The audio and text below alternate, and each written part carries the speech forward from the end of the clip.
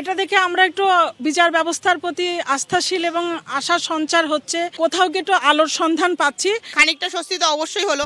2016 সালের এসএসসি নিয়োগ দুর্নীতি মামলায় 25,753 জনের চাকরি বাতিল করল হাইকোর্টের বিচারপতি দেবাংশু বসাক ও বিচারপতি সব্বার রশিদের বিশেষ বেঞ্চ।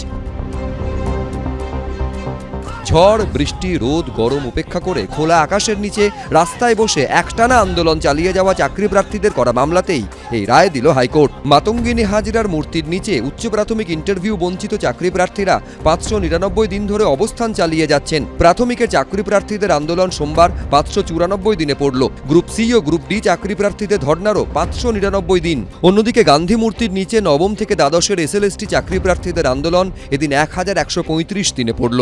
আদালতের রায়কে স্বাগত জানিয়েছেন চাকরি প্রার্থীরা। আমরা যারা ওয়েটিং প্রার্থী যারা আছি, যোগ্য ওয়েটিং প্রার্থী, তাদের জন্য এটা খুবই ভালো খবর। যারা অযোগ্য তাদের চাকরি চলে গেছে, তো আমরা সবই খুশি। আমরা যে ন্যায্য দাবি নিয়ে আন্দোলনটা করছিলাম সেটা সত্যভাবে প্রতিষ্ঠিত হলো এবং আমাদের সম্পূর্ণ কোর্টের প্রতি বিশ্বাস আছে, আস্থা আছে। এইবার এখান থেকে যে সম্পূর্ণ চাকরিটা বাতিল হলো, আশা করি এই প্যানেল থেকে আবার নতুন করে নিয়োগ প্রক্রিয়া শুরু হবে। হাইকোর্টের রায়ের প্রসঙ্গে অবসরপ্রাপ্ত বিচারপতি অভিজিৎ গঙ্গোপাধ্যায় নির্দেশের প্রসঙ্গ উঠে এলো চাকরি প্রার্থীদের ধর্ণা মঞ্চে। হাইকোর্টের রায়ের পরই এসএসসির ভূমিকা নিয়ে সরব হয়েছেন চাকরি প্রার্থীরা। কমিশন যে দুর্নীতিটা হয়েছে সেই দুর্নীতিটাকে সাপোর্ট করে এতদিন যে ভূমিকাটা দেখিয়ে গেছে তা আমরা সবাই অবগত আছি।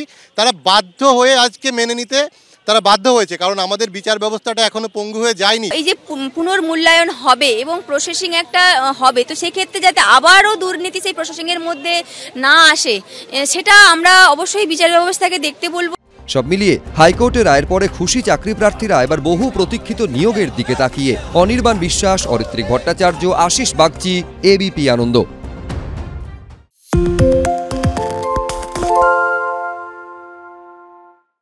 আরে চাটা দে ভাই, আমার একটা চা দেন।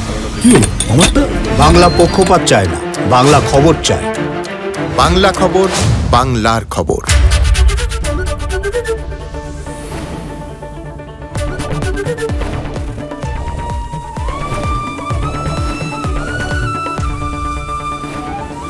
এবিপি আনন্দ, এগিয়ে থাকে, এগিয়ে রাখে।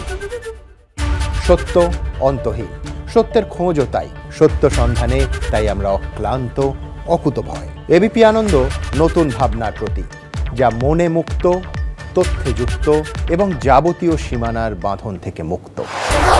সীমা না শব্দটির মধ্যে লুকিয়ে আছে মানা শব্দটি, যেন চোখ রাঙানি এক অদৃশ্য বেড়াজাল, যা আটকে রাখে আমাদের এক ছোট্ট গণ্ডির মধ্যে।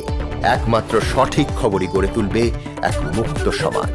সেই জগৎ গড়ার লক্ষ্যে কোনো সীমানার ঠুকুটি আমরা মানব না। এবিপি আনন্দ, এগিয়ে থাকে, এগিয়ে রাখে।